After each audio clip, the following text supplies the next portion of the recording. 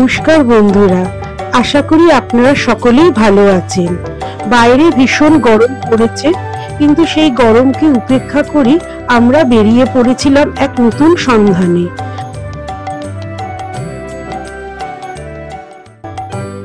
আজ আমরা চলে গিয়েছিলাম খড়দহের শ্যামসুন্দর মন্দিরে।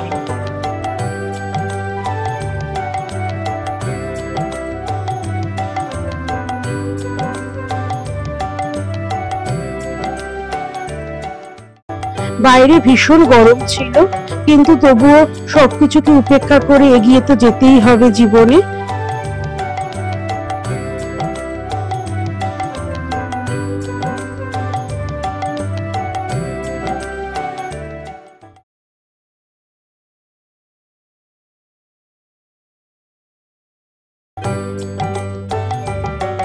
আমরা সকাল 10টার মধ্যে শ্যামসুন্দরজির মন্দিরে পৌঁছে গেছিলাম, কারণ 10টা থেকে 11:30 পর্যন্ত এই মন্দিরে ভোগ প্রসাদের কুপন দেওয়া হয়।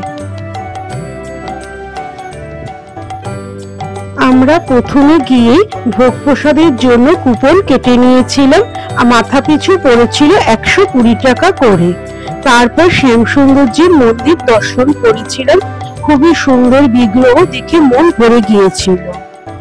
নিত্যানন্দ প্রভুর পুত্র বীরভদ্র প্রভু খড়দহের গঙ্গার ঘাট থেকে একটি কোষ্ঠী পাথর পেয়েছিলেন, এবং সেই কোষ্ঠী পাথর দিয়ে 3টি বিগ্রহ তৈরি করা হয়েছিল, এবং সেই কোষ্ঠী পাথরের কিছু অংশ আজও খড়দহে সংরক্ষিত করে রাখা আছে।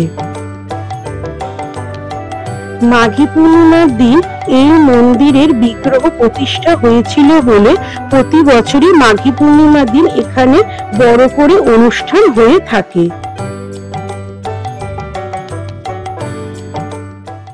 হরে কৃষ্ণ কৃষ্ণ কৃষ্ণ হরে হরে, হরে রাম রাম রাম হরে হরে। হরে কৃষ্ণ কৃষ্ণ কৃষ্ণ হরে হরে, হরে রাম রাম রাম হরে হরে। এখন আমার সঙ্গে আছেন এই শ্যাম মন্দিরের প্রধান সেবায়েত বিশ্বনাথ মহাপাত্রজি। ওনার কাছ থেকে আমি এই মন্দির সম্পর্কে একটু জেনে নেব। এখানে শ্যামসুন্দর প্রতিষ্ঠা করেছিলেন নিত্যানন্দ প্রভুর ছেলে বীরভদ্র প্রভু। এটা কথিত আছে একটা শিলার থেকে 3টি মূর্তি তৈরি হয়, এবং যে শিলাটি এনেছিলেন হোসেন শাহ দরবার থেকে। 3টে মূর্তি যে তৈরি করেন, একটি হচ্ছে শ্রীরামপুর রাধাবল্লভ, খড়দহে শ্যামসুন্দর, আর নন্দদুলাল হচ্ছে সাইবন বলে একটি জায়গা আছে, সেখানে নন্দদুলাল। এই একটি শিলা থেকে 3টি মূর্তি, এবং এই 3টি মূর্তি একদিনে প্রতিষ্ঠা হয়েছিল, যেটা মাঘী পূর্ণিমা। যার জন্য মাঘী পূর্ণিমা এখানে একটা বিশেষ গুরুত্ব আছে, এবং প্রচুর ভক্ত সমাগম হয় মাঘী পূর্ণিমার দিন।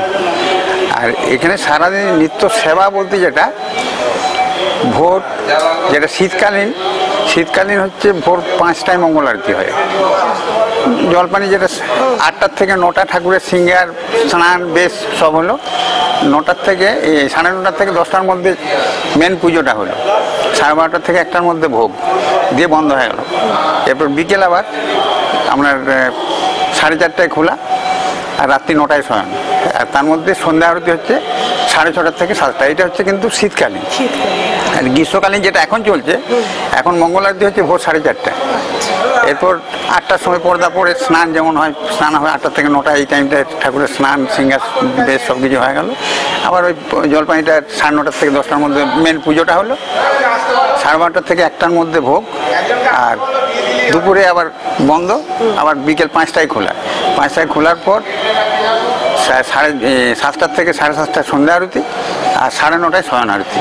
হ্যাঁ, এটা হচ্ছে সারাদিনের সেবা পূজার। হ্যাঁ, আর সেবা পূজা এখানে কন্টিনিউ হচ্ছে, দিন দিন ভক্ত বাড়ছে, এটা তো স্বাভাবিক। মানে যত দিন আগে যাচ্ছে তত এখানে ভক্তের সমাগম বাড়ছে। মানে আমি যখন প্রথম এখানে আছি তখন যে সংখ্যায় লোক আসতো তার থেকে অনেক গুণ বেড়ে গেছে। আরো লোক জানতে পারে। আপনি আমাদের অনেক তথ্য দিলেন, এই মন্দির সম্পর্কে জানতে পারলাম, এই জন্য আপনাকে অশেষ ধন্যবাদ। নমস্কার। আমরা আরো কিছুক্ষণ এই মন্দিরে কাটাবো, ভোগ প্রসাদ গ্রহণ করব। মন্দিরে সময় কাটাতে খুবই ভালো লাগছে এবং এনাদের আপ্যায়ন খুবই ভালো। মন্দিরে ভোগ আরতি শুরু হয়েছিল 12:30 নাগাদ। তার আগে আমরা খড়দায়ের আরো কয়েকটি জায়গা ঘুরে দেখেছিলাম।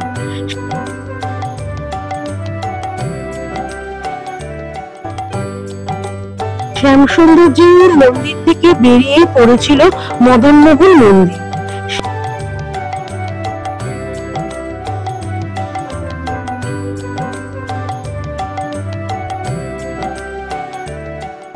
এই মন্দিরে গিয়ে আমরা রাধাকৃষ্ণের সুন্দর বিগ্রহ দর্শন করেছিলাম।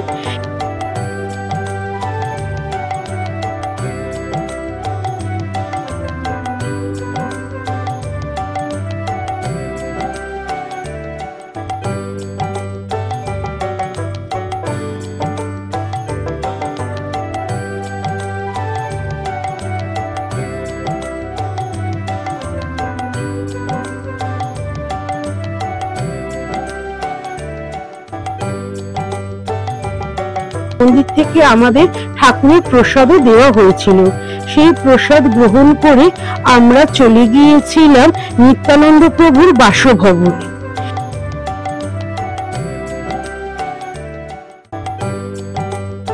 এইখানে নিত্যানন্দ প্রভু তার দুই স্ত্রী জাহ্নবা ও বসুধাকে নিয়ে সংসার করতেন।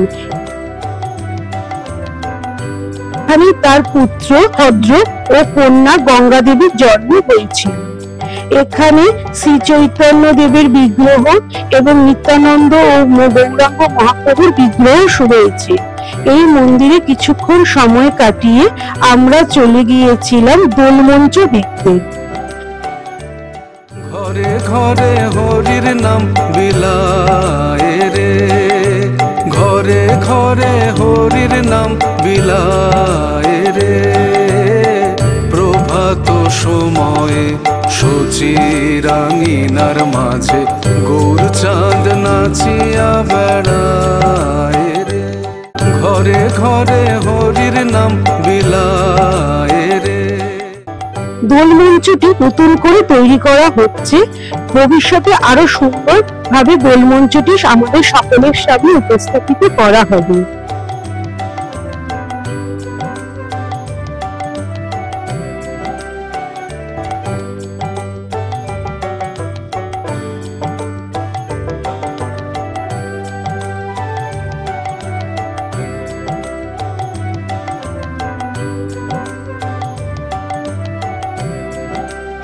দোলমঞ্চ দেখে আমরা চলে গিয়েছিলাম খড়দায়ের গঙ্গা তীরে। গঙ্গা তীরে গঙ্গা খুবই সরু হয়ে গেছে এবং এখান থেকে নৌকো করে রিক্সায় লঞ্চ চলাচল করে। কিন্তু আমার সব থেকে ভালো লেগেছিল গঙ্গা পাড়ে বসার জায়গাটি।